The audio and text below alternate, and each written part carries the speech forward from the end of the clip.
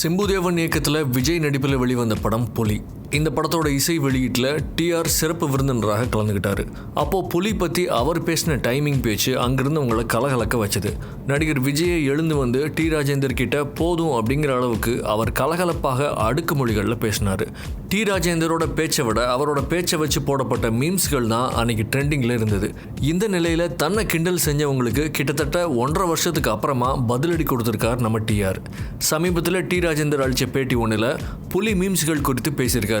அவர் என்ன பேசுகிறாருன்னா, கழிவறையில் எல்லோராலையும் பேசவும் முடியும், பாடவும் முடியும், ஆனால் மேடையில் தோன்றி பேச முடியாது. நான் அன்னைக்கு புலி பட விழாவில் பேசினதை விஜய் ரசிகர்கள் உட்பட பல பேர் ரசித்தாங்க. அன்னைக்கு ட்ரெண்டிங்லேயே இந்திய அளவில் 3வது இடத்துல நான் இருந்தேன். எத்தனை பேர் இந்த பெருமையை பெற முடியும்?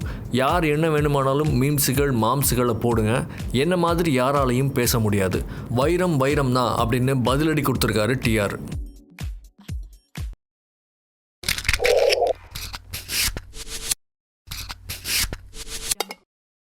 நான் தான் ஒத்துக்கிறேனே, சொல்லிட்டாமே, அது பணம் தாங்க, கால கொடுமை, இதெல்லாம் மாற்றணும் துடைக்கணும்னு நினைக்கிறோம். என்கிட்ட உண்மை செத்து போச்சு, நேர்மை செத்து போச்சு, அவனை வாயை திறக்க விடாமல் அடைக்கணும். வீட்டுக்கு கூட 5000 கொடுத்துருது. ஏலம் விட்டுலாம், தேர்தல் முறையை தூக்கிட்டு ஒரு டெண்டர் ஏலம் விட்டுறலாம். இந்த இலவசங்களுக்கு கையேந்தி நிற்கிற ஒரு கேடுகட்ட நிலை, இப்படி யாருக்கும் ஆதரவே இல்லைன்னு சொல்லவங்கிட்ட போய் நம்ம நான் என் கட்சிகளின் ஆதரவை நான் கேட்டு போகல. அது கூட நிற்க ஒரு கூட்டம் இல்லை. கொடுக்கும்போது பார்த்தீங்களா, தேர்தல் ஆணையமே சொல்லுது, தஞ்சாவூர் அரவக்குறிச்சியில் ஏன் வந்து தேர்தலை தள்ளி வச்சிங்கன்னா அதிகப்படியாக பணம் கொடுத்துட்டாங்கன்ட்டு. வெறும் மனிதர்களுக்கு மட்டும் நாங்கள் ஸ்கூட்டிக்கு 50 விழுக்காடு மானியம் தரம்னு பேசி இங்கே ஒன்றும் பண்ண முடியாது. அவ்வளவு தன்மானம் கட்டவன் இல்லை.